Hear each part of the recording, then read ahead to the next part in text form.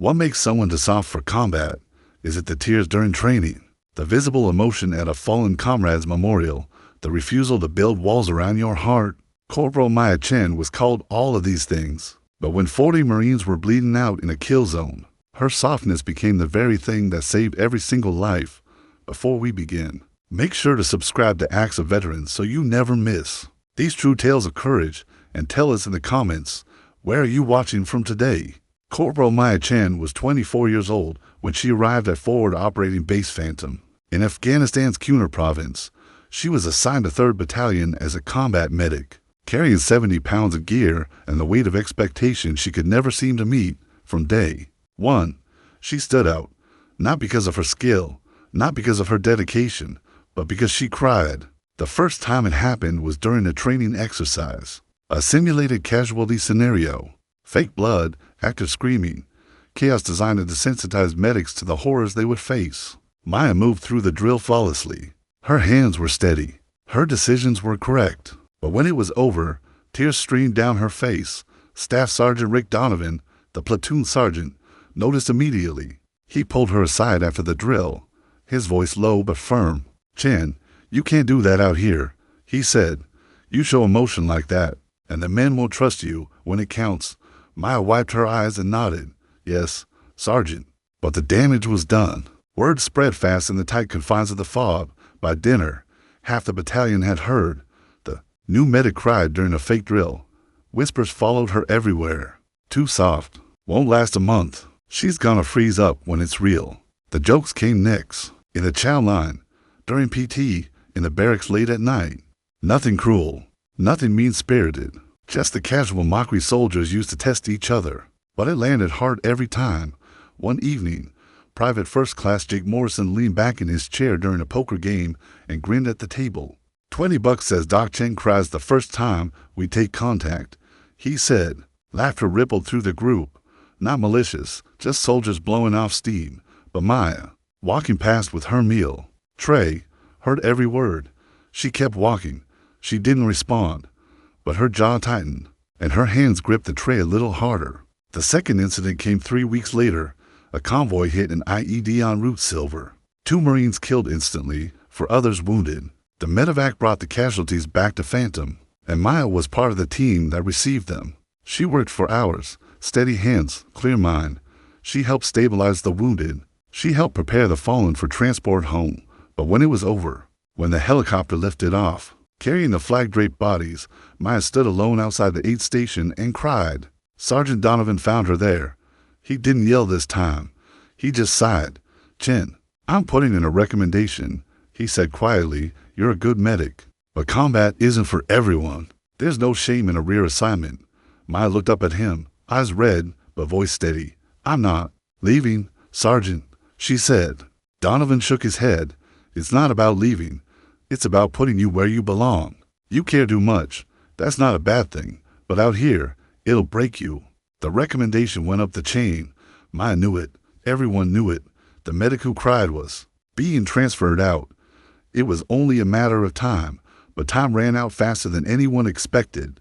The mission was supposed to be routine. 3rd Platoon was tasked with a security patrol through the Peck River Valley. Intel reported low enemy activity. No recent engagements. Just another day of showing presence and gathering information.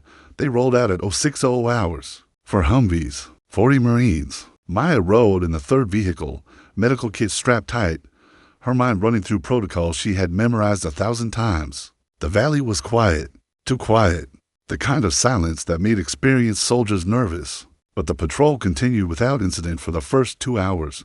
Then the world exploded. The lead Humvee triggered a buried IED.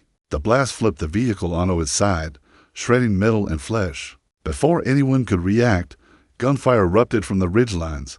AK-47s, PKM machine guns, RPGs screaming through the air. The convoy was trapped in a kill box. Ambush positions on 3 sides. No cover. No escape. Marines scrambled out of vehicles, returning fire, dragging wounded behind burning wreckage. The radio crackled with frantic calls for air support, medevac, anything. But the response was the same every time. Negative. Weather's closing in. No birds available. ETA unknown. Staff Sergeant Donovan's voice cut through the chaos. Doc, we need you now. Maya grabbed her kit and ran. Bullets snapped past her head. Dirt kicked up at her feet. She slid behind the overturned Humvee and froze. Blood everywhere. For Marines down. One wasn't moving. The others were screaming. For a single heartbeat, Maya felt the weight of it all crash down. The noise, the blood, the knowledge that no help was coming. This wasn't training. This wasn't a drill. This was real. And then she heard it. A voice, quiet, choking. Doc, help me, please. Lance Corporal Danny Torres, 19 years old. Shrapnel buried in his chest. Blood pooling beneath him. Maya's hands moved before her mind caught up. She tore open his vest, applied pressure, started in 4. Her voice was calm, steady. Stay with me, Danny. You're going to be fine. Behind her, another Marine screamed. Then another. Maya's head snapped around. Casualties everywhere. Too many. Too fast. Staff Sergeant Donovan dropped beside her, his face pale. Doc, we've got 8 down. More coming. Medevac still 30 minutes out minimum. 30 minutes. In combat medicine. That was a lifetime.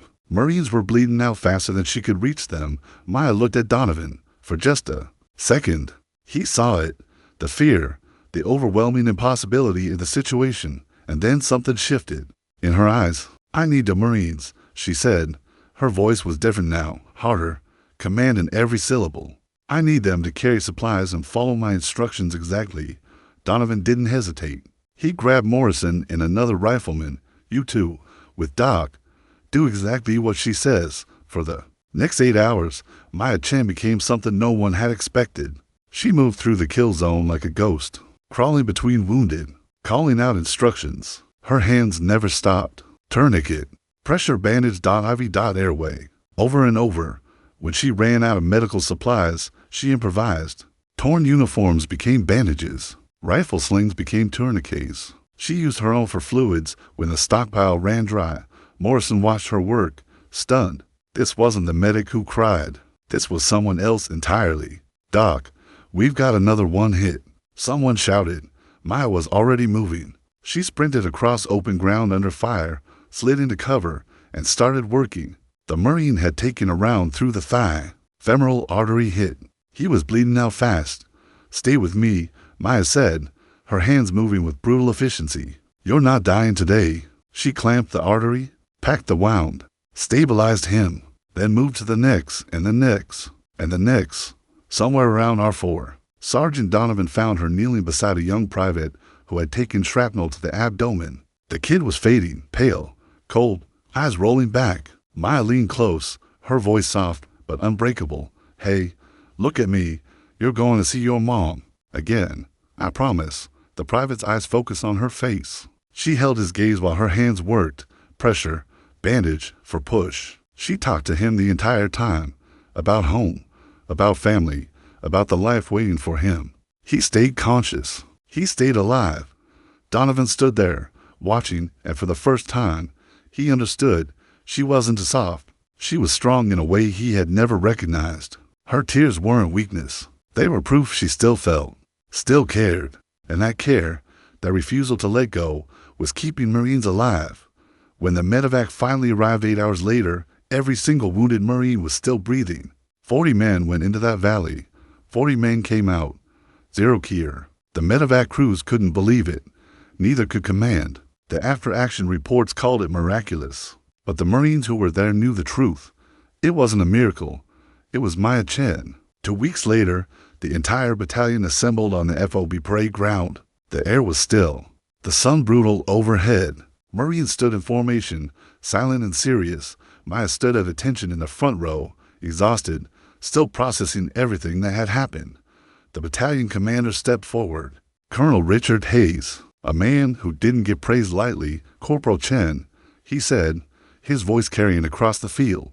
Step forward. Maya obeyed, boots striking the dirt with precision. Hayes looked at her for a long moment. Then he spoke loud enough for everyone to hear. There's a saying in the Corps. No better friend, no worse enemy. Corporal Chen proved both that day. She was the best friend those Marines could have asked for, and she was death's worst enemy. He pinned the Navy and Marine Corps Commendation Medal with valor onto her chest.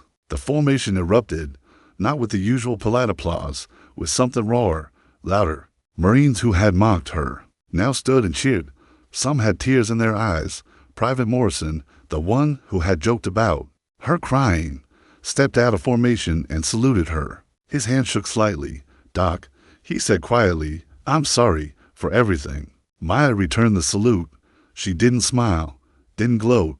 She just nodded once. "Stay alive, Morrison," she said. "That's all I ask." Staff Sergeant Donovan approached her after the ceremony. He didn't say anything at first, just stood beside her, looking out at the mountains. Finally, he spoke. "I was wrong about you, Chen," he said. "I thought emotion was weakness. I thought caring too much would break you." He paused. "But you taught me something. The strongest medics aren't the ones who don't feel. They're the ones who feel everything and still refuse to quit." Maya looked at him, and for the first time in weeks, she let herself cry. Not from pain, not from fear, but from relief, from exhaustion, from the weight of 40 lives she had carried through hell. Donovan didn't tell her to stop. He just nodded. "You earned those tears, Doc," he said. "Every single one." 6 months later, Maya Chen was still at Fog Phantom, still serving, still saving lives. But the jokes had stopped. The whispers were gone.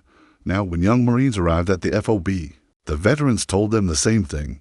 "You want to stay alive out here? Stay close to Doc Chen. She's the toughest medic in the valley." And if anyone asked why, they'd tell the story of the night 40 Marines should have died, and the medic they called to soft refused to let it happen. Maya never sought the legend. She just did her job. But the Marines she saved carried her story home with them, to bases across the world, to families who would never meet her but would always be grateful, because she proved something that night. True strength isn't about never breaking. It's about breaking and still showing up, still caring, still fighting. Moral: the warriors who feel the deepest often fight the hardest. Compassion isn't weakness. It's the reason we fight. If this story moved you, don't forget to show your support. Subscribe to Acts of Veterans for more true tales of courage, sacrifice, and honor. Stories that remind us of the quiet strength carried by those who serve. Tell us in the comments, where are you watching from? We love seeing how far these stories reach. Until next time, stay safe, stay strong, and never forget the heroes among us.